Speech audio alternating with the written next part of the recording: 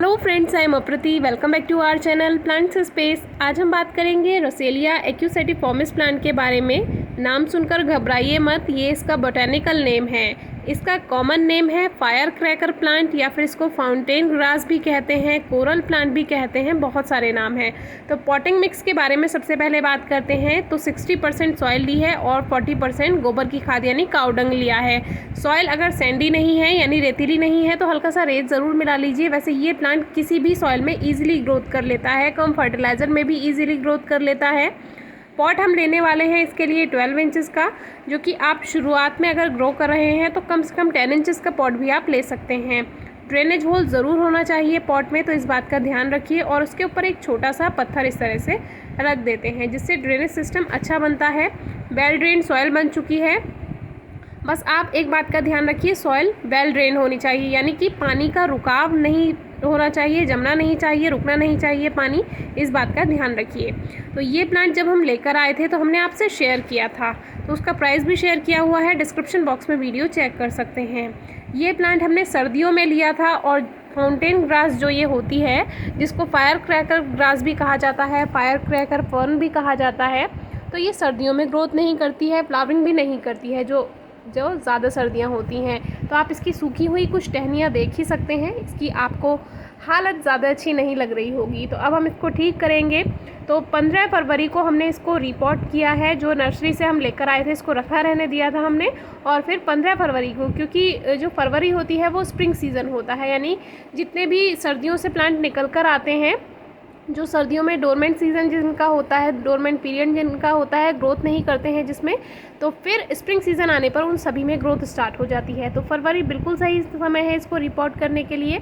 तो सॉइल अच्छी बन गई है, ड्रेनेज सिस्टम अच्छा बन गया है। अब इसको ऐसा कैसा हम इस पॉली बैग में से निकालेंगे और इसको रख देंगे, क्योंकि जो इसकी सॉइल है वो अच्छी है। अगर ये मिट्टी अच्छी नहीं होती तो हम इसको थोड़ा थोड़ा हटा देते, लेकिन मिट्टी इतनी बेकार नहीं है और जो ये प्लांट है ये ईज़िली ग्रोथ कर लेता है। अगर आपको ऐसा प्लांट चाहिए जो आपको लगातार फ्लावरिंग दे, हर महीने फ्लावरिंग दे, तो आप इस प्लांट को ज़रूर ग्रो कीजिए। इसके फ्लावर्स छोटे छोटे होते हैं लेकिन बहुत अच्छे होते हैं। तो देखिए रूट्स कितनी ज़्यादा है इसमें, तो प्लांट हेल्दी है, अच्छा है। बस सर्दियों से निकल कर आया है तो थोड़ा हालत उसकी अच्छी नहीं है, और नर्सरी में एक साथ प्लांट रखे रहते हैं तो वो ज़्यादा वहाँ पर ध्यान नहीं दिया जाता है। तो ये आप अपने घर पर ठीक कर सकते हैं ला कर के।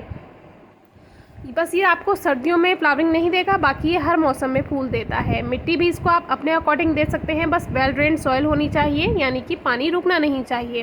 तो अच्छे से इसमें सॉइल को भर देते हैं। 12 इंच का पॉट है, तो आगे हमें इसको रिपोर्ट करने की ज़रूरत फ़िलहाल नहीं पड़ेगी। तो न्यू ग्रोथ देखिए शुरू होने लगी है, पत्तियाँ नहीं आती हैं इसमें, बहुत बारीक बारीक पत्तियाँ होती हैं इसमें, और इसी तरह से ये ग्रोथ करता है। जैसे कि फाउंटेन होता है जो पानी का एक तरह से फव्वारा सा होता है, उसकी तरह से ये होता है, इसीलिए इसको fountain grass, fountain fern, fire cracker यानी कि एक जो पटाखे के जैसा, ये ऐसे फुलझड़ी जैसे होती है, बिल्कुल उसी की तरह ये जलता है। जैसे हम अनार जलाते हैं दिवाली पर या फुलझड़ी जलाते हैं, उसी की तरह इसमें फ्लावरिंग होती है, इसीलिए इसका नाम फायर क्रैकर प्लांट रखा गया है। तो देखिए इसमें 4 अप्रैल को पहला फूल खिला, जिसे देखकर बहुत ज़्यादा खुशी हुई, क्योंकि जब आप किसी प्लांट की देखभाल करते हैं उसमें सबसे पहला फूल खिलता है तो सबसे ज़्यादा खुशी होती है। तो आगे ये पूरा जो प्लांट है ये फ्लावर्स से भर जाएगा। अभी नया प्लांट है इसीलिए कम कम फ्लावरिंग करेगा। अगर ये 1 साल का हो जाता है तो 1 साल तक तो ये प्लांट इतने अच्छी फ्लावरिंग देने लगता है। सबसे अच्छी बात है, केयर नहीं करनी होती इस प्लांट की, इसमें कोई बीमारी नहीं लगती है। दूसरा, इसमें आपको पानी अगर 1-2 दिन देना भूल जाते हैं तो प्लांट पे कोई फ़र्क नहीं पड़ता है, क्योंकि जितने भी ये ग्रास टाइप प्लांट्स होते हैं, अगर इसमें 1-2 दिन पानी ना दिया जाए तो ये आराम से ग्रोथ कर लेते हैं।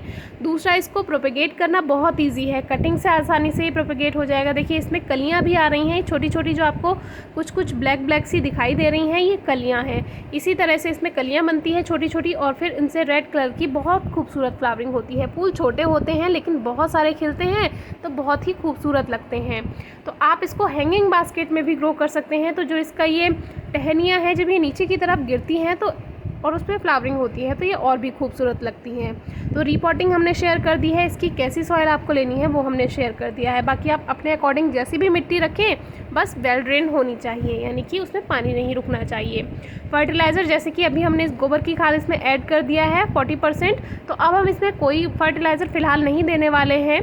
बीच बीच में आप 2 महीने में या 3 महीने में कभी कभी गुड़ाई करके वर्मी कंपोस्ट या गोबर की खाद अपने अकॉर्डिंग डाल सकते हैं।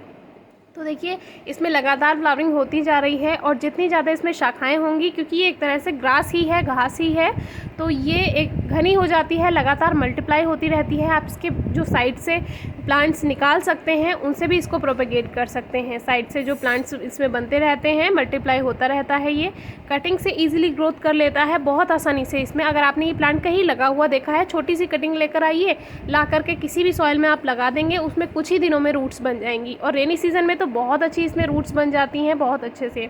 अब ट्रेलिस की बहुत हमारे पास कमेंट्स आते हैं, आप ट्रेलिस के बारे में बताइए।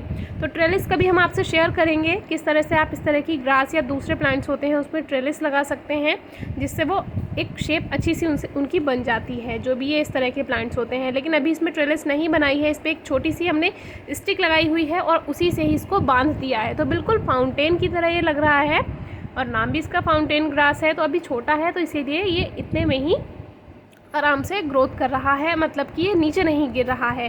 जैसे जैसे ये बड़ा होता जाएगा आप इसको ऊंचाई पर रखिए कहीं पर, या हैंगिंग बास्केट में लगा सकते हैं, या अगर कोई वॉल है तो उसके ऊपर आप रख सकते हैं और नीचे की तरफ इसकी ये जो टहनियाँ हैं ये नीचे की तरफ गिरा सकते हैं। तो ये बहुत खूबसूरत लगता है, कर्टन लुक देता है, जैसे पर्दे होते हैं कुछ कुछ पर्दे जैसा ये लगने लगता है। तो इस तरह से आप इसको रख सकते हैं। तो हम आपको यही सजेस्ट करेंगे कि अगर आप इसको ट्रेलिस लगाना चाह रहे हैं इसके चारों तरफ, तो उस पर ना लगाएं और ऊंचाई पर रखें, तो ये नीचे की तरफ झरने की तरह लगता है, तो और भी ज़्यादा खूबसूरत लगता है। इसको वीपिंग श्रब भी कहते हैं। वीपिंग माने रोना होता है, लेकिन यहाँ पर रोने से इसका मतलब नहीं है, यहाँ पर इसका बारिश से मतलब है। यानी कि ऐसा लगता है जैसे बारिश की बूंदें, जैसे बरसात में बूंदें जब गिरती हैं, बारिश की ड्रॉप्स जो होती हैं, रेन ड्रॉप्स, बिल्कुल उसकी तरह लगता है, इसीलिए इसको वीपिंग श्रब भी कहा जाता है। तो ये जो प्लांट है आपको ज़रूर ग्रो करना चाहिए। वैसे तो सभी प्लांट हम आपसे कहते हैं कि आपको ग्रो करने चाहिए, लेकिन ये ऐसा फ्लावरिंग प्लांट है जो आपके गार्डन में कलरफुल लुक देगा। ग्रीन के साथ रेड कॉम्बिनेशन बहुत प्यारा लगता है। इसमें बर्ड्स भी आती हैं, बटरफ्लाइज भी आती हैं। आपको देखने में ये फूल छोटे लग रहे होंगे, लेकिन इनमें बहुत ज़्यादा इसमें रस होता है, जिसकी वजह से इस पर चिड़िया भी आती हैं, तितलियाँ भी आती हैं। तो अच्छा प्लांट है एक तरह से, बर्ड्स के लिए भी अच्छा है, हमारे लिए भी अच्छा है, ग्रीनरी भी ऐड करता है, फ्लावर्स भी देता है। आपको इसको फुल डे सनलाइट में रख सकते हैं, या कम से कम 3 से 4 घंटे की धूप में ज़रूर रखिए। और पानी आपको बता ही दिया है, एक दिन अगर आप पानी नहीं भी देते हैं तो भी चलेगा। और फर्टिलाइज़र की कोई खास ज़्यादा इसमें रिक्वायरमेंट नहीं होती है, आप अपने अकॉर्डिंग दे सकते हैं जैसे आपको अच्छा लगे, क्योंकि एक तरह से ग्रास ही होती है, लेकिन फ्लावरिंग ग्रास है ये। तो इस तरह से ये प्लांट जो है हम लेकर आए थे, आपसे शेयर किया था। इसका प्राइस भी आपको डिस्क्रिप्शन बॉक्स में वीडियो में मिल जाएगा। तो धीरे धीरे इसमें और भी कलियाँ आती जा रही हैं, न्यू ग्रोथ होती जा रही है और लगातार। अभी ये छोटा है क्योंकि अभी तो लिया है हमने फरवरी में लगभग, तो अभी इस पर कम फ्लावर्स हैं, लेकिन जैसे जैसे ये बढ़ता जाएगा, ग्रोथ होती जाएगी, वैसे वैसे ये पूरा फूलों से भर जाएगा और पूरे साल फूल देगा। बीच में रुक रुक कर फ्लावरिंग करता है। तो वीडियो अच्छी लगी हो तो कमेंट बॉक्स में ज़रूर बताइए, कोई क्वेरी हो तो ज़रूर पूछिए। Thank you.